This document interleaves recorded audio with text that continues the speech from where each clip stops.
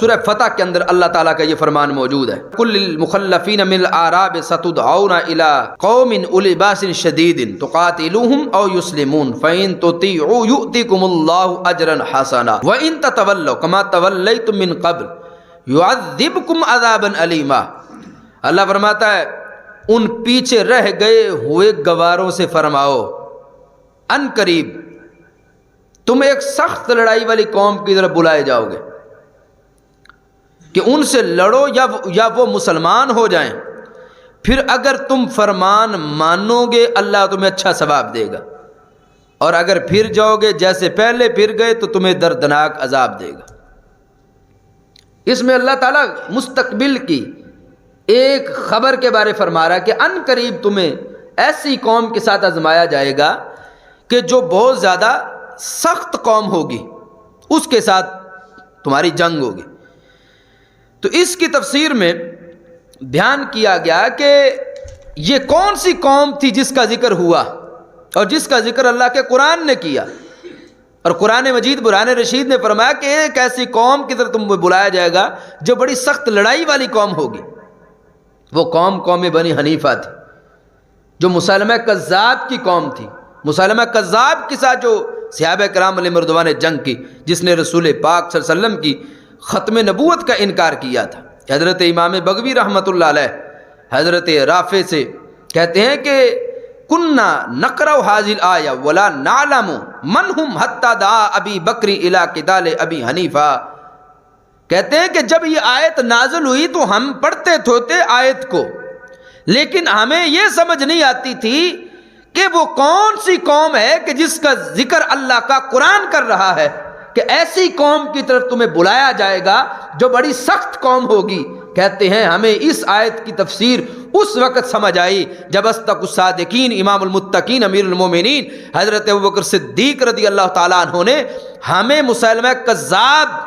کے خلاف جہاد میں بھیجا، تو پھر ہمیں سمجھ آئی کہ جس کا ذکر قرآن کر رہا ہے کہ بڑی سخت قوم ہوگی وہ یہی لوگ تھے، کہ وہ اتنے سخت تھے کہ 3 لشکر صحابہ کرام علیہ رضوان کے وہاں گئے۔ تیسرے نمبر پر حضرت خالد بن ولید سیف بن سیوف اللہ آپ تشریف لے کر گئے اور آپ نے ان کو شکست دی۔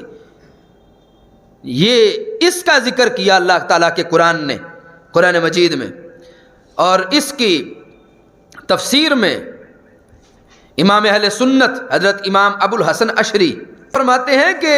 جب یہ آیت نازل ہوئی تو اس کے بعد قتال ہوا ہی نہیں تھا، نہیں اس کے بعد کوئی جنگ نہیں ہوئی۔ اس آیت کے نازل ہونے کے بعد جو جنگ ہوئی وہ مسلمہ کذاب کے ساتھ ہوئی۔ کہتے ہیں کہ یہاں تک کہ حضرت صدیق اکبر رضی اللہ تعالیٰ عنہ نے بلایا کن کے خلاف؟ مسلمہ کذاب کے خلاف، منکرین زکوٰۃ کے خلاف اور مرتدین کے خلاف۔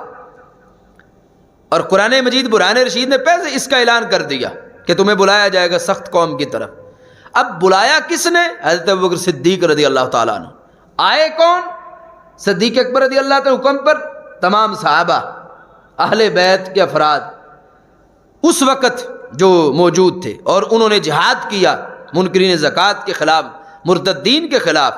اور منکرین ختم نبوت کے خلاف۔ اب خود سوچو اس بندے کی خلافت کتنی عالی شان ہوگی کہ جس کے عہد میں جو کام ہونے تھے اللہ نے پہلے ہی قرآن مجید میں ان کا ذکر فرما دیا ہے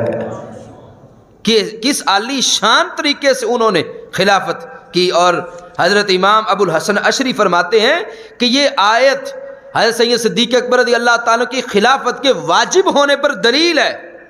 اور آپ کی اطاعت کے فرض ہونے پر دلیل ہے۔ اور پھر ابن کثیر نے یہ لکھا کہ اگر کوئی کہے کہ یہاں مراد اس آیت میں روم اور ایران کے لوگ ہیں، یعنی رومی، ایرانی، کیسر و کسرا کے لوگ،